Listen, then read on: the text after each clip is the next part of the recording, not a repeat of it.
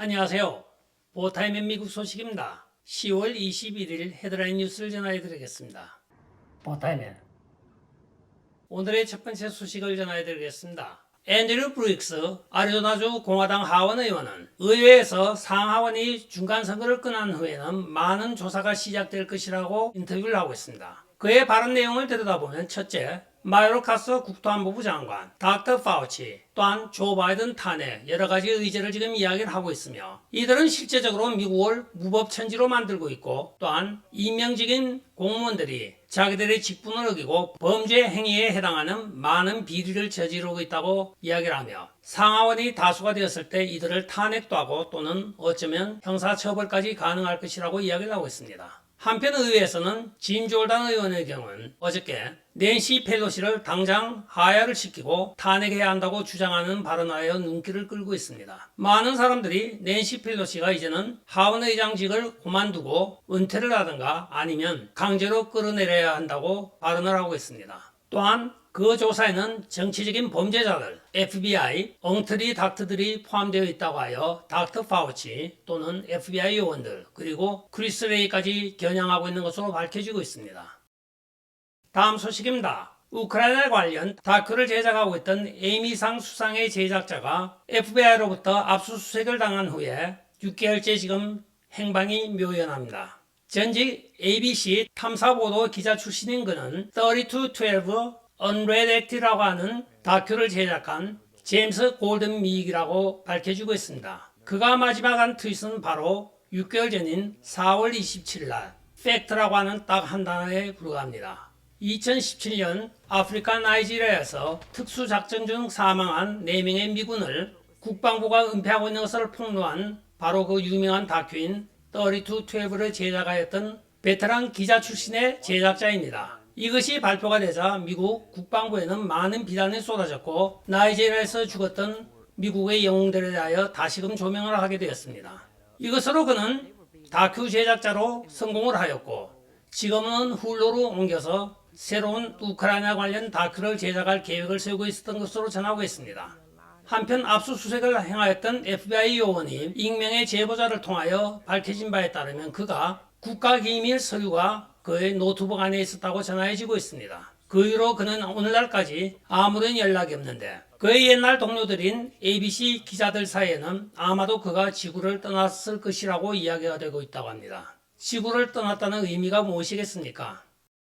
다음 소식입니다. 오늘 플로리다 템파 지역에서 19명이 불법 선거 혐의로 지금 검거가 되었습니다. 그들은 지난 8월에 투표권을 행사하였다고 하여 검거가 된 것인데 바로 플로리다에서는 2018년도에 모든 주민들에게 투표를 할 수 있는 권리를 부여하였습니다. 그러나 전과자 중에 딱 강간범과 살인범에 대해서는 투표권을 허용하지 않는다는 부가부 조항이 있었습니다. 4월 달에 이 법안 시행에 대하여 란 디산티 주지사가 사인을 하였는데 그 이후에 8월 달에 19명이 부정선거를 한 것이 드러나서 이들을 오늘 체포하였다고 이야기를 하고 있습니다. 이들 중에는 몰랐다 또는 투표소에서 우리에게 권리가 있다고 이야기를 해서 우리는 투표를 하였을 뿐이라고 이야기를 하고 있으나 이들 19명 중에 12명은 민주당원으로 밝혀지고 있으며 5년의 최대 형량을 눈앞에 두고 있다고 전해지고 있습니다.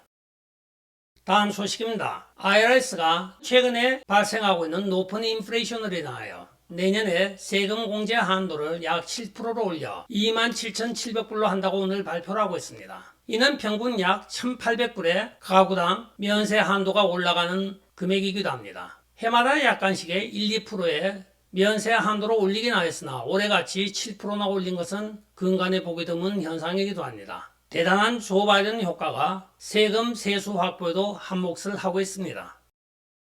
다음 소식입니다. 단첸코 무죄 판결로 인하여 대부분의 사람들은 잔드름이 아무것도 한 일이 없다고 하며 비난을 하고 있으나 많은 법률 전문가들은 그 이면에 더욱더 큰 것을 얻고 있다고 이야기를 하고 있습니다. 잔드름이 기소하였던 사람들은 대부분 하위 라인의 증인과 또는 변호사 정도였습니다. 그러나 이들이 법정에서 자기들이 면책을 받기 위하여 모든 사실을 털어놓기 시작하자 그간의 실체가 감춰져 있던 모든 사실이 수면 위로 떠오른 것입니다. 특히 제임스 코미 전 FBI 국장의 경우에는 이고르 단첸코가 FBI와 연락이 닿지 않은 해외 주둔 특수요원이기 때문에 그를 컨트롤하기도 힘들고 지금 그와 연락이 닿지 않습니다 하고 의회 정원에서 이야기를 했습니다. 그러나 이번 모든 배심원에 제시됐던 증거를 보면 이고르 단첸코는 그때 당시에 FBI에서 일을 하고 있었고 부랴부랴 그의 사물에는 FBI가 그에게 월급을 주기까지 하였던 사실이 밝혀지고 있습니다. 따라서 FBI 내부에 있었고 그는 해외에 주둔하거나 해외 소속의 어떤 공작원이 아니었던 것입니다. 이로써 그는 의회 정원에서 거짓말을 한 고위공직으로 지금 밝혀지고 있으며 또한 뮬러 특검도 마찬가지입니다. 뮬러 특검은 의회 보고서에 자기들이 스틸 문서를 본 적도 없고 스틸 문서에 대하여 수사를 한 적이 없다고 이야기를 했으나 이번 나타난 모든 서류상에 그는 바로 이 모든 서류를 직접 보고 하나하나 상의까지 하였던 것으로 이야기가 되고 있습니다. 따라서 특검을 맡았던 뮬러와 크리스웨이 제임스 코미 전 FBI 국장은 의회 정원과 허위 보고서로 인하여 2025년까지 공소시효가 남아있기 때문에 이들을 구속시켜서 수사할 권리가 아직까지 의회는 가지고 있다고 이야기를 하고 있습니다. 따라서 공화당이 다수당이 됐을 때는 이들 둘은 필히 의회에 불려 나와서 새로운 증언을 해야 되고 거기에 대하여 법적인 책임을 물을 것이라고 이야기를 하고 있습니다. 즉 하위선상의 피레미를 잡기보다는 지금 국장급, FBI 국장급이라든가 특검을 맡았던 뮬러 등을 잡아들임으로써 더욱더 비중 있는 대응을 낚았다고 법률 전문가들은 이야기를 하고 있습니다. 만약에 이들이 빠져나가기 위하여 또 윗선을 군다고 하면 여러분들이 잘 아시는 바로 그분들이 지금 쭉 연결이 될 것 같습니다. 실제로 이 사건은 우크라이나에 빨대를 꽂아놓고 거기서 돈을 빨아먹던 전직 바이든 행정부의 고위직이 다 망라가 되어 있는 것으로 밝혀지고 있습니다.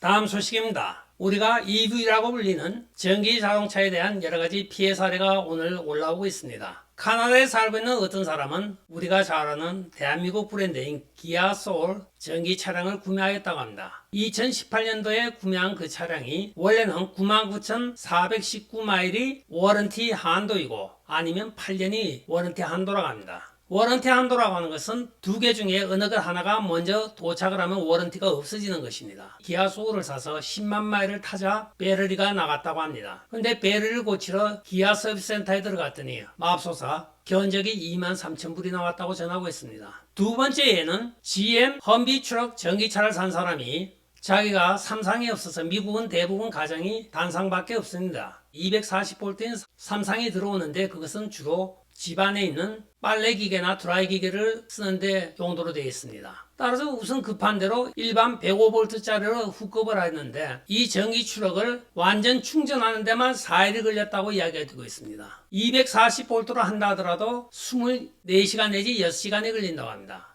또 세 번째 예로는 한 사람은 닛산 리프라고 하는 전기 차량을 구매하였는데 이 차량이 178마일을 갔다 오는데 자그마치 충전하고 가고 충전하고 가는 통에 15시간이 걸렸다고 이야기를 하고 있습니다. 또 링컨 하이브리드 차를 가지고 있는 사람은 역시 배터리가 고장나서 갔는데 배터리 가격이 2만 불을 넘어서고 있다고 전하고 있습니다. 많은 사람들이 차량이 7, 8년이 지나면 차량 가격이 1, 2만 불대에 머무는데 배터리가 2만 불이 가니 과연 이 차를 사야 될 이유가 있느냐고 하면서 전기 자동차에 대하여 많은 회의적인 보고가 올라오고 있습니다. 그러나 조 바이든은 지금 자기의 별명에 맞게 그린 이디엇 짓을 하고 있습니다. 녹색 멍청이죠. 오늘의 마지막 소식을 전해드리겠습니다. 트위터를 인수하고 있는 일론 머스크가 오늘 계획서를 발표하고 있습니다. 그는 지금 트위터에 너무나 필요 없는 인원이 많다고 하며 지금 5,500명으로 되어 있는 임직원들을 2,000명으로 줄이겠다고 이야기를 하고 있습니다. 이는 약 75%가 지금 해고된다는 보도이기도 합니다. 끝까지 시청해 주셔서 감사합니다. 좋아요, 구독, 알림 그리고 공유 부탁드리고 댓글 많이 부탁드리겠습니다. 안녕히 계십시오. 바이.